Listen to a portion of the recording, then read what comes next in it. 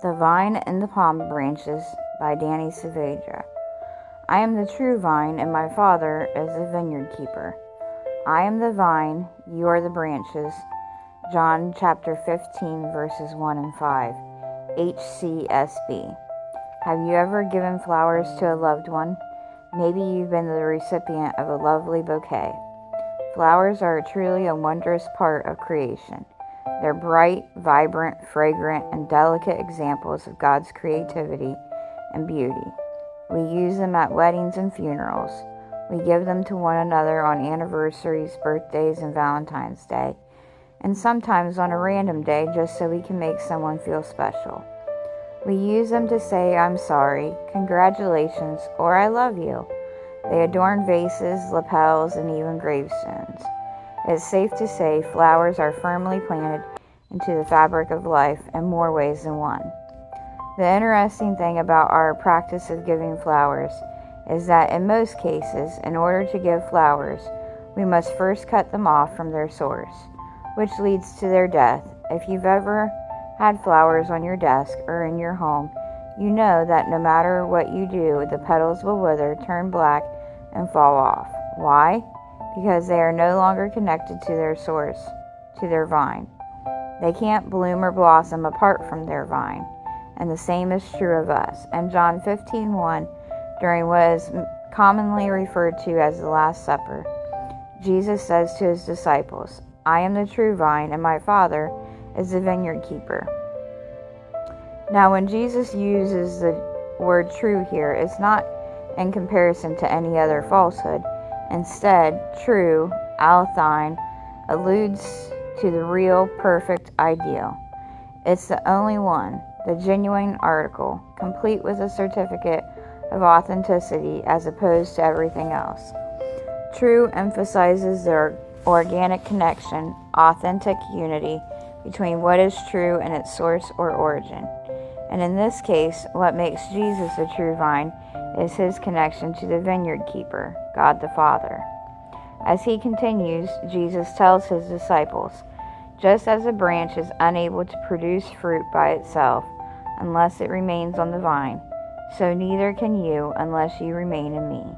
I am the vine, you are the branches. The one who remains in me and I in him produces much fruit, because you can do nothing without me." John 15, verse 4. What a sobering and powerful reminder of our helplessness and hopelessness apart from Christ, our Savior and Redeemer. When we remain connected to him, the Father prunes and perfects us, sanctification, and produces fruit in our lives. He is able to do great things in and through us, exceedingly abundantly great things beyond what we could ever ask, think, or imagine. It's fitting that today, on Palm Sunday, we get to reflect on this "I am" statement. On that day when Jesus triumphantly rode into Jerusalem and the palm branches were laid before him, we see the perfect example for what we should be doing each and every day. The tried and true method for fruit production in our lives, to lay it all down at Jesus' feet. When we surrender our will, our heart, our desires, our very lives before the feet of Jesus, that's when our lives truly begin. That's when we experience true connection to the vine, and that's when the vine can produce amazing fruit in us. So as we begin the Passion Week and reflect on Jesus' ride into Jerusalem on that colt, ask yourself, am I laying down my branch in order to experience true connection to the vine? Dig. Read John 15, verse 1 through 8. Discover. What does abiding in Jesus mean to you?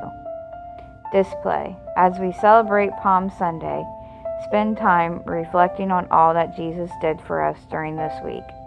Pray that the Lord will prepare the hearts of the many people who will hear the gospel for the first time.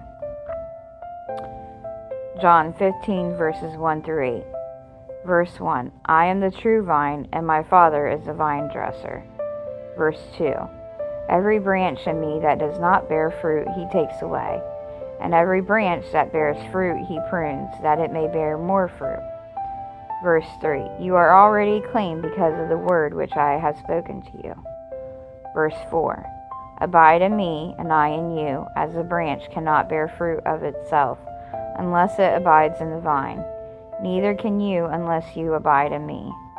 I am the vine, you are the branches. He who abides in me, and I in him, bears much fruit, for without me you can do nothing.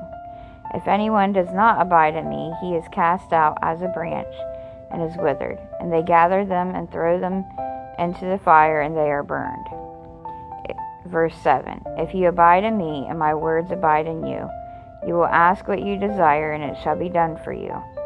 Verse 8. By this my Father is glorified, that you bear much fruit, so you will be my disciples.